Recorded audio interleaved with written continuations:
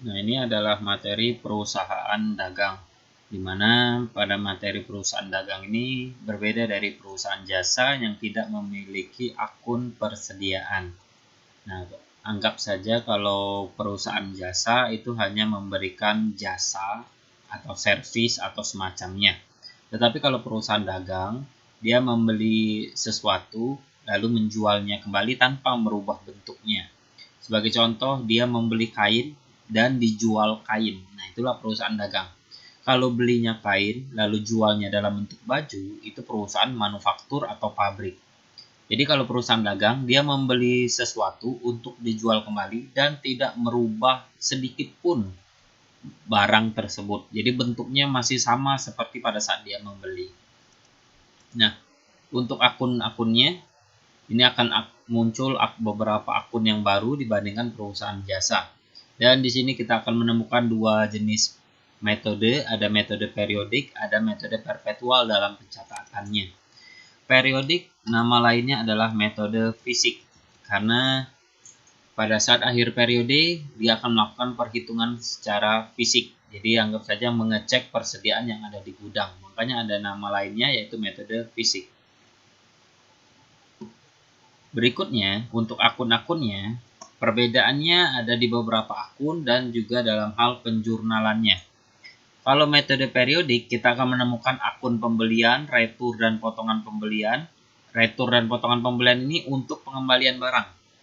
Jadi misalkan kita membeli barang, lalu barangnya ada yang cacat ataupun ada yang tidak sesuai dengan permintaan kita, akan kita kembalikan. Nah, nama akun yang akan keluar adalah retur dan potongan pembelian. Ini satu paket ya. Jadi beda dengan akun yang ketiga yaitu potongan pembelian.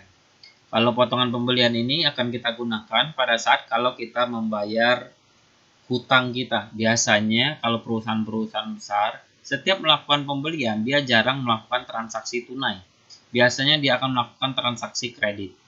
Nah, untuk mempercepat mereka membayar sesuatu hutang tersebut, maka akan ada potongan dalam jangka waktu beberapa hari ataupun waktu yang sudah ditentukan oleh penjual. Nanti kita lihat langsung di ilustrasi dari jurnalnya.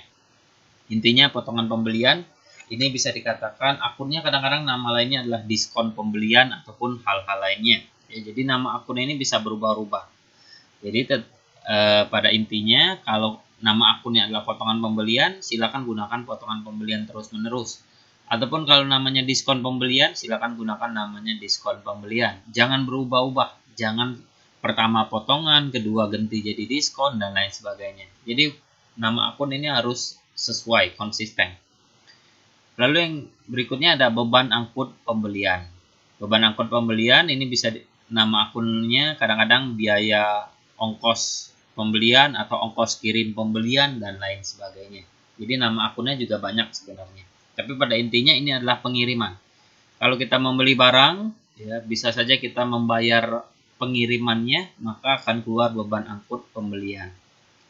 Nah, kalau perpetual ada akun persediaan pada saat penjurnalan. Dan di sini saya menekankan kedua metode ini ada akun persediaannya, sama-sama ada akun persediaan. Tetapi pada saat penjurnalan, kalau membeli barang, maka akan muncul akun-akun ini menggunakan metode periodik. Tetapi kalau perpetual, akun ini tidak ada. Akun pembelian, retur pembelian, potongan pembelian, beban akun pembelian itu tidak ada semua, diganti dengan akun persediaan pada saat menjurnal. Tetapi bisa dikatakan periodik tetap ada akun persediaannya, tetapi tidak digunakan pada saat penjurnalan. Nanti kita lihat lagi ilustrasinya. Lalu perbedaan berikutnya ada akun penjualan, ya. Sedangkan perpetual setiap melakukan penjualan ada dua akun yang akan muncul, yaitu penjualan dan beban pokok penjualan. Sedangkan kalau periodik tidak ada akun beban pokok penjualan. Nah, ini perbedaannya nanti akan tampak pada saat jurnal dan juga pada saat membuat laporan keuangan. Nah, untuk materi ini kita hanya membahas mengenai penjurnalannya saja, perbedaan mengenai periodik dan juga perpetual. Nah, kita lihat perbedaannya. Nah, ini mengenai resumenya ya. Perbedaan akun-akunnya kita lihat kalau metode periodik pada saat pembelian di sini akan muncul pembelian pada utang usaha atau kas. Di sini pilih salah satu. Kalau kita membeli secara tunai, maka akan muncul akun kas. Kalau kita membeli secara kredit, maka akan muncul utang usaha. Jadi pilih salah satu, tidak dua-duanya. Atau bisa saja muncul keduanya kalau kita membeli persediaan, misalkan 500 juta, dibayar tunai 300 juta, sisanya kredit. Maka akan muncul utang usaha dan muncul kasnya. Nah, kita lihat di perpetual. Kalau perpetual, akun pembeliannya akan berubah menjadi akun persediaan. Sisanya sama. Begitu juga dengan retur pembelian. Kalau ada retur pembelian, maka berubah menjadi persediaan di perpetual. Makanya segala yang ada unsur pembeliannya akan berubah menjadi persediaan. Di sini ada potongan pembelian. Nah, bisa dilihat berubah menjadi persediaan. Ongkos kirim pembelian. Kita lihat ada beban angkut pembelian, ini akan berubah menjadi persediaan kalau menggunakan metode perpetual. Jadi metode perpetual ini bisa diganti semua yang ada unsur pembeliannya ini menjadi akun persediaan. Sisanya sama semua. Nah, kalau melakukan penjualan, kalau metode periodik cukup membahas tentang kas pada penjualan. Kas ini kalau dia tunai, ya piutang ini kalau kredit. Pilih salah satu, atau kalau ada transaksi seperti tadi, ya penjualan persediaan dibayar sekian dan sisanya kredit, berarti akan muncul kas dan juga akan muncul piutang usaha. Tentunya bukan bersebelahan seperti ini ya. Kas di debit, piutang usaha di debit, dan penjualannya di kredit. Nah, kalau metode perpetual akan ada tambahan, yaitu beban pokok penjualan dan persediaan. Nanti akan lebih mudah pada saat ilustrasi.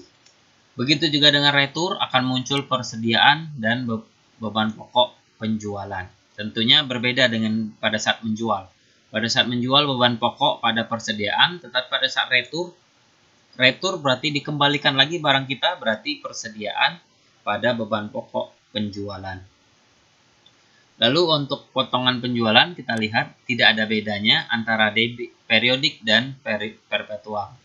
Begitu juga dengan ongkos penjualan, baik periodik maupun perpetual ini sama saja, tidak ada bedanya. Ya. Kembali lagi, kapan pakai utang usaha pada saat kredit, kapan pakai kas pada saat ada transaksi tunai. Nah, kita langsung masuk ke contohnya. Ini adalah contoh jurnalnya, kita akan bahas satu persatu. Dari tanggal 1 Januari terlebih dahulu. 1 Januari membeli barang dagangan 10 unit. Satuannya 1 juta. Berarti kalau 10 unit dapatnya kita harus membayar 10 juta. Tetapi ini secara kredit. Berarti akan muncul pembelian pada utang usaha senilai 10 juta. Utang usahanya kita bertambah ya. Kembali lagi dengan persamaan akuntansi, ada aset, kewajiban, ekuitas, pendapatan, dan beban. Di mana utang ini adalah kewajiban ini bertambahnya di kredit. Nah, kalau metode perpetual, pembeliannya bisa langsung diganti menjadi persediaan. Jadi persediaan pada utang usaha. Berikutnya tanggal 3 Januari. Kalau metode periodik, pada saat menjual langsung saja piutang usaha pada penjualan. Berapa yang dijual? Yang dijual adalah 6 unit. Nah, pada saat kita membeli harganya 1 juta. Tentunya kalau kita menjual barang, kita akan jual dengan harga yang lebih tinggi dari 1 juta, yaitu 1,2 juta. Berarti kita akan dapat untung 200.000 per unitnya. Nah, dengan dijualnya 6 unit, berarti kita akan mendapatkan penghasilan 7.200.000. Dapatnya dari 6 kali 1,2 juta. Kalau perpetual, kita catat yang sama dulu, piutang pada penjualan. Lalu ada beban pokok penjualan pada persediaan. Kalau ditanya, berapa persediaan yang kita jual? Persediaan yang kita jual 6 unit. Nah, berapa 6 unit? 6 unit ini dulunya kita beli dengan harga 1 juta. Maka dari itulah 6 kali 1 juta dapatnya 6 juta. Berarti persediaan kita berkurang 6 juta. Nah, inilah keuntungan dari metode perpetual. Di mana persediaan kita pada saat awalnya kita catat 10 juta. Lalu berikutnya karena kita jual berkurang 6 juta. Makanya posisinya di sini kredit. Ini debit pada saat nambah dan berkurang pada saat menjadi kredit. Nah, berikutnya kita akan membahas jurnal tanggal 5 Januari. Nah, tanggal 5 Januari mengembalikan barang yang rusak sebanyak 3 unit. Jadi anggap saja kita dulu beli 10, lalu kita jual 6. Berarti yang ada di gudang kita ada 4. Setelah kita cek, ternyata dari 4 itu ada 3 unit yang rusak. Makanya kita kembalikan lagi. Pada saat kita kembalikan, tentunya hutang kita akan berkurang. Pada saat 1 Januari, karena kita membeli 10, berarti kita berhutang 10 juta. Karena kita kembalikan 3, maka dari itulah hutang kita akan berkurang 3 juta. Makanya hutang kita jadi tinggal 7 juta. Makanya hutang berkurang di debit, makanya utang usaha di debit, retur dan potongan pembeliannya di kredit. Jadi anggap saja retur ini akan berkebalikan dari aslinya. Misalkan pembeliannya di debit, maka retur pembelian itu letaknya di kredit. Kalau penjualan, retur penjualannya nanti letaknya di kredit. Karena kalau ada penjualan di kredit, kalau ada retur penjualan, maka posisinya menjadi debit. Ya, jadi lawannya. Nah, nanti kita akan bahas setelah ini. Nah, kita kembali lagi di sini. Ada utang usaha 3 juta dan retur pada potongan pembelian 3 juta. Sedangkan kalau perpetual, sama seperti yang saya katakan tadi, retur dan potongan pembelian ini dirubah menjadi akun persediaan. Itu saja. Nah, berikutnya tanggal 6 Januari. Pelanggan mengembalikan 2 unit. Nah, tanggal 3 Januari tadi kita menjual 6 unit. Ternyata dari 6 unit ini ada 2 unit yang cacat, sehingga dikembalikan lagi ke kita. Nah, jurnalnya, piutang orang tersebut akan berkurang senilai 2 unit. 2 unitnya ini menggunakan harga jual. Karena kita menjual dengan harga 1.200.000 per unitnya, berarti kalau dikembalikan 2 unit, berarti piutangnya akan kita hapuskan sebesar 2.400.000. Karena ini berhubungan dengan penjualan. Ingat, ini penjualan ya, retur penjualan. Maka dari itulah di sini ada retur dan potongan penjualan pada piutang usaha. Untuk perpetual sama ya. Yang berubah itu kalau pembelian. Kalau penjualan ya tetap retur pada potongan penjualan, tetap retur dan potongan penjualan. Nilainya sama. Sedangkan di sini kita catat harga belinya 2 unit ini dulu kita beli 1 juta. Maka kembali lagi persediaannya akan bertambah 2 juta. Pada beban pokok penjualan 2 juta. Jadi ini dibalik ya. Jadi logikanya seperti ini. Pada saat kita membeli barang, persediaan kita bertambah. Posisi persediaan bertambah itu di debit. Di debit bertambah 10 juta. Lalu 3 Januari kita menjualnya 6 unit. Berarti dari 10 juta ini kita jual 6 unit, berarti persediaannya di kredit 6 juta. Jadi ingat saja persediaan itu bertambah di debit, kalau berkurang di kredit. Nah, di sini kenapa dia di kredit? Karena kita jual. Karena kita jual berarti persediaan kita berkurang. Ya, karena laku terjual. Lalu tanggal 5 Januari kita kembalikan lagi. Karena sebenarnya kita ada sisa 4 unit. Tapi karena ada yang rusak, kita kembalikan lagi kepada pembeli, kepada penjualnya. Ya, karena kita pernah membelinya tanggal 1 Januari, kita kembalikan lagi kepada penjual karena ada yang rusak. Berarti persediaan kita berkurang lagi 3 juta. Bisa dikatakan kita punya 10 di awal, lalu kita jual 6, lalu kita kembalikan kepada penjualnya 3. Berarti barang yang ada di gudang tinggal 1 juta atau 1 unit. Ya. Berikutnya, tanggal 6 Januari, pelanggan mengembalikan 2 unit. Berarti pada saat tanggal 6 Januari, persediaan kita akan bertambah kembali senilai 2 juta, yaitu 2 unit. 2 unit kan harganya 2 juta. Kalau kita jual, sebenarnya 2 unit ini 2.400.000. Jadi ingat saja, yang atasnya ini harga jual, yang bawahnya ini adalah harga beli. Jadi beban pokok penjualan dan persediaan ini sesuai dengan harga beli semua. Nah, ini persediaan dan beban pokok penjualan ini sesuai dengan harga beli. Ya. Sedangkan kalau yang berurusan dengan penjualan, ya tentunya sesuai dengan harga jual. Nah, berikutnya masuk ke tanggal 10 Januari, membayar utang transaksi tanggal 1. Nah, kita lihat tanggal 1-nya, kita pernah berhutang 10 juta. Tapi diingat, apakah kita pernah mengembalikan barang? Di sini kita lihat tanggal 5 Januari ada retur. Nah, kita lihat hutang kita tanggal 1 Januari itu 10 juta. Tanggal 5 Januari karena kita kembalikan barangnya, berarti hutang kita berkurang 3 juta. Makanya kita sebenarnya tidak berhutang 10 lagi. Kita berhutang 10 dikurang 3, berarti hutang kita adalah 7 juta. Nah, tinggal kita bayar utang usaha pada kas. Untuk perpetual sama, tidak ada beda, utang usaha pada kas. Berikutnya, tanggal 10 Januari yang kedua, pelanggan membayar hutang transaksi tanggal 3. Di sini kita lihat piutang usaha yang kita terima adalah tanggal 3 Januari. Di sini pelanggan berhutang 7.200.000. Dicek kembali apakah ada pengembalian atau tidak. Kita lihat tanggal 6 Januari ada pengembalian sebesar 2.400.000. Berarti pelanggan ini tidak berhutang 7.200.000, tetapi berhutang 7.200.000 dikurangi 2.400.000. Berarti mereka berhutang tinggal tersisa 4.800.000 dan langsung dilunasi. Berarti kas pada piutang usaha 4.800.000. Jadi kalau di sini tertulis tanggal 3, jangan hanya berpatokan tanggal 3 saja, tapi lihat tanggal-tanggal setelahnya, apakah ada retur atau tidak.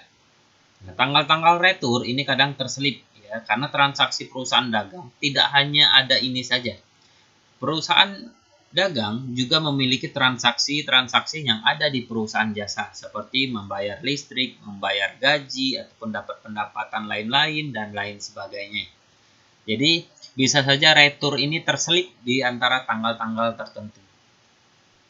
Jadi misalkan tanggal 1, tanggal 3, lalu tanggal 4-nya ada bayar gaji, ada bayar listrik, ada bayar asuransi, dan lain sebagainya. Jadi kalau tidak teliti, bisa saja retur ini terlewat. Padahal hutang ataupun piutang ini sudah berkurang karena adanya retur. Jadi kalau membayar utang ataupun ada pembayaran utang dan pembayaran piutang, dicek kembali apakah ada retur di pertengahannya atau tidak. Nah, untuk jurnal ini ya, periodik dan perpetual sama saja kalau pada poin ini. Berikutnya kita akan membahas mengenai kasus mengenai potongan pembelian. Nah, ini kita ambil contoh. Tanggal 2 Februari membeli barang dagangan senilai 20 juta. Jadi kita nggak pakai unit lagi, kita langsung saja nilai totalnya adalah 20 juta. Secara kredit 2/10 N/30. Nah, maksud 2/10 N/30 ini, kita membeli barang dagangan secara kredit, berarti kita berhutang. Kita berhutang, jangka waktunya 30 hari harus lunas. Dan jika kita dalam 10 hari kita bisa melunasinya, maka kita akan mendapatkan diskon sebesar 2%. Jadi dicek setiap pembayaran utang apakah kita sudah memenuhi syarat untuk mendapatkan diskon atau tidak. Nah, kalau tidak mendapatkan diskon, ya jurnalnya seperti biasa, ya seperti ini. Utang usaha pada kas, ini berarti tidak ada diskonnya. Nah, makanya kita belajar kalau ada diskonnya seperti apa. Nah, pada saat membeli barang dagangan, kembali seperti biasa, ini tidak perlu diperhatikan. 2/10 N/30-nya tidak perlu diperhatikan. Ini diperhatikan pada saat pembayaran. Jadi pada saat membeli barang ya jurnalnya seperti biasa. Pembelian pada utang usaha. Kalau perpetual tinggal diganti pembeliannya jadi persediaan. Berikutnya tanggal 6 Februari membayar utang atas transaksi tanggal 2 Februari. Ini dibayar. Nah, kita cek syaratnya kita mendapatkan diskon kalau kita membayar dalam waktu 10 hari. Nah, dari 2 Februari ke 6 Februari ini masih kategori 10 hari. Ya. Jadi, kalau masih di bawah 10 hari, akan mendapatkan diskon 2%. 2% dari utang. Utang yang kita bayar ini senilai 20 juta, berarti 2% kali 20 juta, maka akan dapat 400.000. Maka kita jurnal, potongan pembeliannya 400.000, posisinya kredit, logikanya seperti ini. Utang usaha kita 20 juta, maka kita akan bayarkan akan lebih kecil karena kita dapat potongan pembelian. Maka kas yang kita bayarkan sebesar 19.600.000. Maka sisanya adalah potongan pembelian. Nah, maka akan balance antara debit dan kredit. Kalau potongan pembeliannya kalian letakkan di debit, tentunya nggak akan balance. Ya. Jadi intinya, anggap saja kalaupun kalian lupa, ini bisa kalian tulis seperti ini. Nah, ini adalah nominal supaya balance-nya. Utang usaha 20 juta, kasnya 19.600, sisanya 400.000, tentunya pasti potongan pembelian. Nah, kalau perpetual, kembali lagi, kalau potongan pembelian akan berubah menjadi akun persediaan. Jadi tinggal diganti saja akunnya dari potongan pembelian menjadi persediaan. Sisanya angkanya sama. Berikutnya, kalau potongan penjualan. Tanggal 4 Februari menjual barang dagangan 25 juta, 10/15 N/30. Nah, di sini berarti kalau kita membayar dalam waktu 15 hari setelah tanggal 4 Februari, berarti kita akan mendapatkan diskon 10%. Nah, kembali pada saat menjual barang, abaikan berapapun angka yang ada di sini. Karena ini pada saat pembayaran piutang. Jadi tidak perlu kita bahas di tanggal 4 Februari. Jadi jurnalnya seperti biasa, piutang usaha 25 juta. Lalu di sini ada perpetual. Piutang usaha 25 juta pada penjualan, lalu di sini ada beban pokok penjualan, ini seperti harga beli. Ya. Anggap saja tanggal 2 Februari ini kita beli, lalu kita jual dengan harga 25 juta. Berarti persediaannya berkurang 20 juta. Nah, berikutnya, pada saat pembayaran. 7 Februari, pelanggan membayar utangnya, maka di sini kita lihat dari 4 Februari ke 7 Februari masih kategori 15 hari ya. Jadi akan mendapatkan diskon 10%. Beda kalau dia membayar tanggal 31 Februari. Tidak ada tanggal 31. Tanggal 28 Februari. Kalau sudah tanggal 28 Februari itu sudah lebih dari 15 hari. Dia tidak akan mendapatkan diskon 10%. Nah, sedangkan di sini tanggal 7 Februari dia bayar. Berarti masih kategori dalam waktu 15 hari. Berarti akan mendapatkan diskon 10%. Nah, piutangnya di sini adalah 25 juta. Berarti kalau 10%-nya dapatnya 2.500.000. Nah, logikanya kenapa jurnalnya seperti ini? Piutang usaha pada saat bertambah di debit berkurang di kredit. Dia melunasinya, berarti piutangnya akan berkurang 25 juta. Sedangkan uang yang kita dapatkan itu tidak 25 juta. Karena kita sudah berjanji kita akan memberikan diskon 10% kalau dia bisa melunasinya dalam waktu 15 hari. Dan di sini kita lihat dia tercapai ya. Dia bisa berhasil melunasinya dalam waktu kurang dari 15 hari sehingga dia berhak mendapatkan diskon 10%. Berarti uang yang kita dapatkan hanya 22.500.000. Karena kita telah memberikan potongan sebesar 2.500.000. Nah, jurnalnya untuk perpetual sama saja, tidak ada beda antara periodik dan perpetual. Nah, itu mengenai potongan. Berikutnya kita akan membahas mengenai ongkos kirim. Di mana di sini anggap saja kita ini perusahaan B. Ya, ini adalah perusahaan kita. Nah, kita beri warna. Ini adalah perusahaan kita, perusahaan B. Di mana kita karena perusahaan dagang, kita beli dari perusahaan A, lalu kita jual ke perusahaan C atau ke konsumen. Nah, sekarang kita lihat ongkos kirim ini dibedakan menjadi dua. Ada yang namanya FOB shipping point, ada yang namanya FOB destination. Nah, pada intinya kita akan menjurnal beban angkut pada saat kita menanggung biayanya. Nah, Kapan kita menanggung biayanya? Kita bisa lihat di sini. Ya. Pertama, mengenai FOB shipping point. FOB shipping point ini artinya tempat kita membeli. Nah, tempat kita membeli adalah perusahaan A. Nah, berarti anggap saja tempat penyerahannya di perusahaan A. Berarti karena tempat penyerahannya perusahaan A, dari perusahaan A ke perusahaan B itu akan ada ongkos kirimnya. Karena diserahkan di perusahaan A, maka kita anggap saja, logika mudahnya, kita ambil barangnya di perusahaan A. Berarti kita yang berusaha mendapatkan barang tersebut di perusahaan A. Karena titik penyerahannya di perusahaan A. Berarti kita yang ke tempat perusahaan A dan kita ambil. Berarti kita akan menanggung beban ongkos kirim tersebut. Nah, berarti kalau FOB shipping point, perusahaan B saat pembelian akan mencatat ongkos kirim karena dia akan membayar ongkos kirimnya. Nah, pada saat dia menjual ke perusahaan C, berarti shipping point-nya, titik pembeliannya itu di perusahaan kita. Kita menjual ke perusahaan C, berarti anggap saja perusahaan C lah yang harus berusaha mendapatkan barang tersebut di perusahaan B.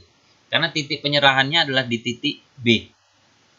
Maka dari itulah perusahaan B, perusahaan kita, tidak perlu mencatat ongkos kirimnya karena ongkos kirim tersebut ditanggung oleh perusahaan C. Jadi bisa dikatakan shipping point ini adalah tempat pembelian. Pada saat kita membeli dari perusahaan A, berarti tempat pembeliannya perusahaan A. Jadi kita harus berusaha mendapatkan barang tersebut. Ya tentunya berarti kita yang menanggung ongkos kirimnya. Lalu berikutnya kita menjual ke perusahaan C dengan shipping point. Berarti logikanya titik penyerahannya karena kita yang menjual, berarti titik pembeliannya ada di perusahaan B. Kita jual ke perusahaan C, berarti perusahaan C lah yang harus berusaha ke perusahaan B untuk mendapatkan barangnya. Berarti yang akan menanggung ongkos kirimnya adalah perusahaan C. Nah, karena posisi kita perusahaan B, pada saat menjual, ya kita tidak peduli berapa ongkos kirimnya karena bukan kita yang membayar. Yang membayar adalah perusahaan C, ya karena dia yang mengambilnya di perusahaan B. Jadi intinya ini kondisinya kalau FOB shipping point. Kalau FOB shipping point, kalau kita membeli, maka kita akan mencatat ongkos kirimnya. Kalau kita menjual, kita tidak perlu mencatat ongkos kirimnya. Berikutnya, kalau FOB destination. Destination berarti tempat tujuannya. Nah, bisa dikatakan contohnya ini, perusahaan A menjual ke perusahaan B. Berarti tujuannya adalah perusahaan B. Titik penyerahannya adalah perusahaan B. Berarti anggap saja karena kita perusahaan B, kita tak peduli bagaimana caranya, pokoknya barang tersebut ada di perusahaan kita. Jadi barangnya harus ada di perusahaan kita. Nah, karena kita tidak peduli dengan bagaimana caranya, ya tentunya perusahaan A lah yang harus mengantarkan barangnya. Karena perusahaan A yang mengantarkan barangnya, berarti perusahaan A lah yang akan menanggung ongkos kirimnya. Berarti perusahaan B itu tidak perlu mencatat ongkos kirim karena kita tidak membayar ongkos kirim tersebut. Karena kita tahunya barang tersebut sudah sampai di tujuan, di mana tujuan kita adalah perusahaan B. Lalu barang tersebut kita jual ke perusahaan C. Sekarang pada saat penjualan berarti destination-nya itu adalah perusahaan C. Nah, karena perusahaan C, kita harus memikirkan bagaimana cara kita mengirim ke perusahaan C. Berarti kitalah yang menanggung ongkos kirimnya. Nah, jadi kalau FOB destination, kita perusahaan B, pada saat kita membeli kita tidak mencatat ongkos kirimnya, tetapi pada saat kita menjual kita harus memikirkan bagaimana cara sampai di tujuan, yaitu tujuannya adalah perusahaan C, sehingga kita akan membayar ongkos kirimnya. Nah, jadi pada intinya kita tidak perlu mencatat kalau kita tidak membayar ongkos kirim. Tapi kita harus mencatat kalau kita membayar ongkos kirim. Nah, ini adalah ilustrasinya menggunakan FOB shipping point. Nah, kita lihat membeli barang dagangan 20 juta secara kredit dan ongkos kirim menggunakan FOB shipping point sebesar 500.000. Nah, kita lihat dulu apakah kita membayarnya atau tidak. Karena ini FOB shipping point seperti yang sudah dijelaskan tadi, ini selaku kita membeli. Nah, kita lihat Kalau kita membeli, kita perusahaan B ya, pada saat kita membeli menggunakan FOB shipping point, saat pembelian akan mencatat ongkos kirimnya. Berarti kita yang menanggung ongkos kirimnya. Makanya kita lihat jurnal yang di bawah ini dulu. Pembelian pada utang usaha seperti biasa. Lalu ada akun beban angkut pembelian pada utang usaha. Ini kalau kita belum bayar. Kalau kita langsung bayar berarti beban angkut pembelian pada kas senilai 500.000. Nah, akun ini sama-sama pada utang bisa digabungkan jadi satu seperti akun yang ada di atas ini. Silakan pilih salah satu. Kalau bingung silakan langsung pilih yang kedua saja. Tapi kalau sudah bisa menggunakan jurnal yang pertama, penggabungan utang usaha. Jadi digabungkan jadi satu jurnalnya. Tapi kalau bingung bisa dipisahkan. Ini jurnal seperti biasa, pembelian pada utang. Dan ini untuk mencatat beban angkutnya, beban angkut pembelian pada 500 pada utang usaha. Kalau metode perpetual sama konsepnya, tinggal diganti saja beban angkut pembelian ini menjadi persediaan. Dan sama saja dengan yang tadi, ya. Akunnya sama-sama persediaan, sama-sama utang. Bisa digabungkan. Persediaan pada utang usaha 20.500.000. Intinya kalau nama akunnya sama, boleh digabungkan. Lalu berikutnya, kita menjual barang dagangan 2 Februari sebesar 25 juta menggunakan FOB shipping point. Nah, di sini apakah kita membayar ongkos kirim? Tentunya tidak, seperti yang sudah dijelaskan tadi. Kalau FOB shipping point, kita selaku penjual, kita tidak mencatat ongkos kirim penjualannya. Karena anggap saja perusahaan C lah yang harus berusaha mendapatkan barangnya. Jadi perusahaan C lah yang akan menanggung ongkos kirim pembelian. Nah, di sini jurnalnya, karena kita tidak menanggung, ya berarti jurnal seperti biasa. Anggap saja seolah-olah soal ini tidak ada. Nah, anggap saja soalnya hanya menjual barang dagangan 2 Februari sebesar 25 juta. Kalau ada ongkos kirimnya, ya abaikan saja, karena bukan kita yang membayar. Perusahaan lawannya yang akan membayar. Ya. Jadi tidak ada beban angkut penjualan di sini.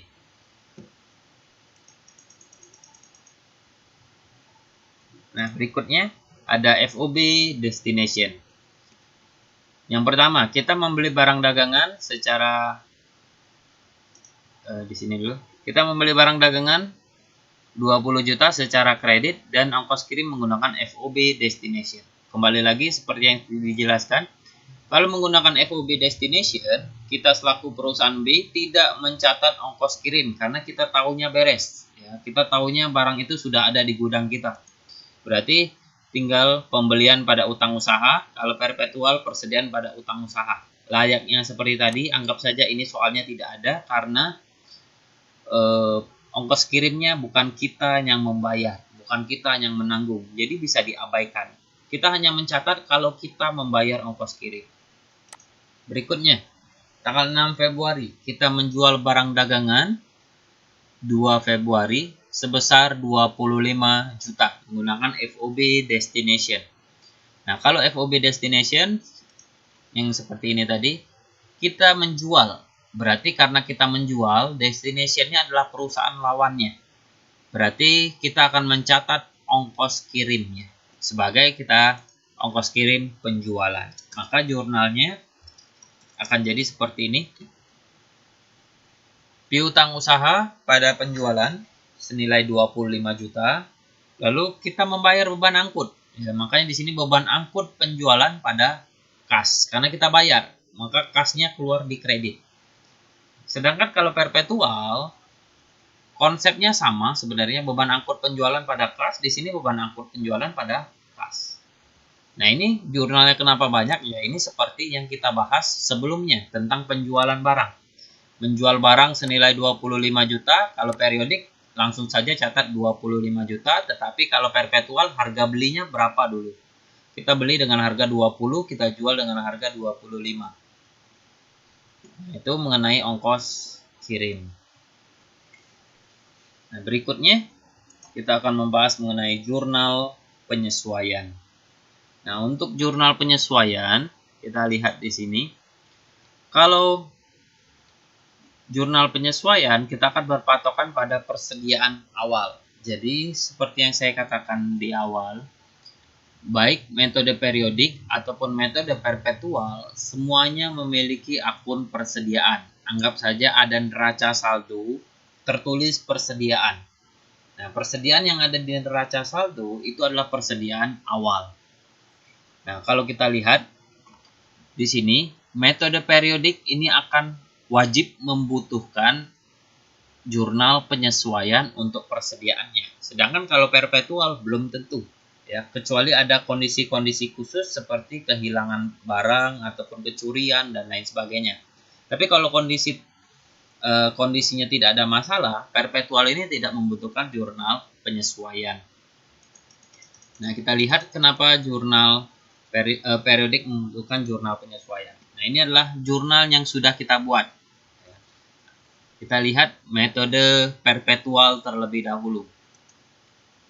Nah, kalau kita lihat metode perpetual selalu mencatat akun persediaan.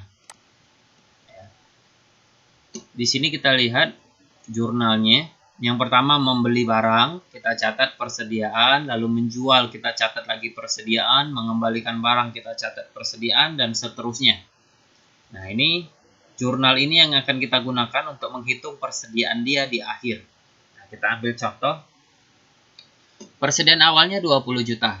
Lalu beli barang senilai 10 juta. Berarti persediaan kita ada 30 juta. Jadi tanggal 1 Januari persediaan kita 30 juta karena bertambah dengan membeli barang tadi. Tapi kalau kita lihat metode periodik, apakah ada akun apakah ada akun persediaan di sini?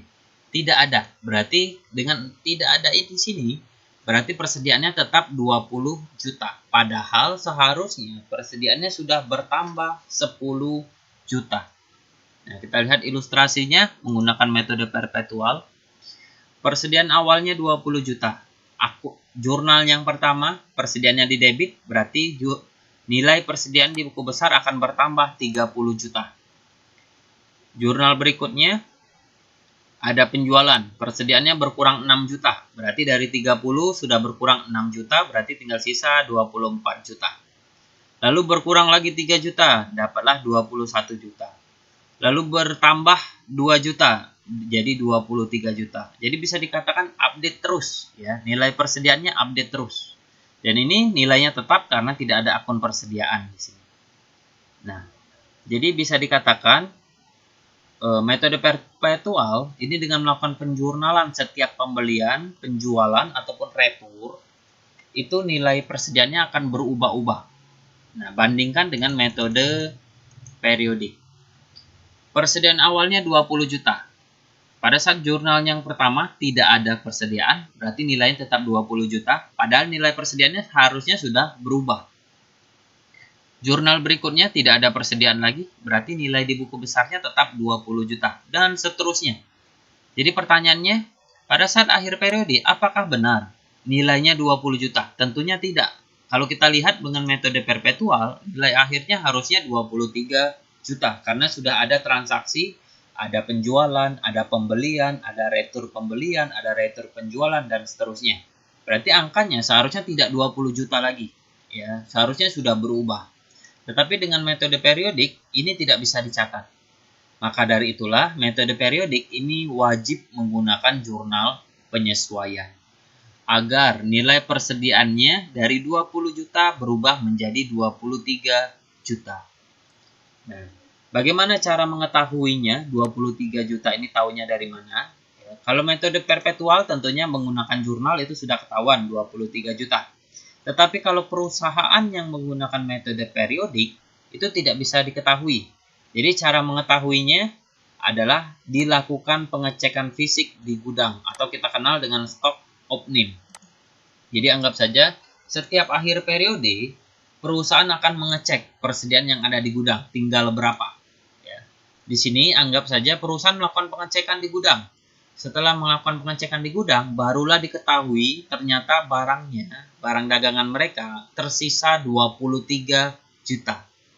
Nah, maka dari itulah jurnalnya ikhtisar laba rugi pada persediaan nilainya 20 juta. Ini untuk menghapuskan saldo awal. Jadi dengan adanya jurnal ini, maka persediaannya akan menjadi 0. Persediaan awalnya 20 juta, ini posisinya debit. Ya. lalu muncul jurnal ini, maka persediaannya 20 juta debit, di sini 20 juta kredit. Berarti saling menghapuskan. Persediaannya menjadi 0. Lalu barulah kita munculkan saldo akhirnya. Persediaannya dimunculkan dari 0 menjadi 23 juta. Maka akan jadi 23 juta. Jadi bisa dikatakan jurnal penyesuaiannya adalah yang pertama adalah menghapuskan saldo awal. Ini menghapuskan saldo awal. Lalu jurnal kedua memunculkan saldo akhir. Jadi angka di sini ikhtisar laba rugi pada persediaan, ini hapuskan saldo awal nilai 20 juta. Lalu jurnal berikutnya persediaan pada ikhtisar 23 juta, ini merupakan saldo akhir. Nah, kalau metode periodik ini tidak ada perhitungan yang rumit, intinya 23 juta ini didapatkan dari soal yang biasanya berupa pengecekan fisik di gudang. Jadi hasil pengecekan fisik di gudang.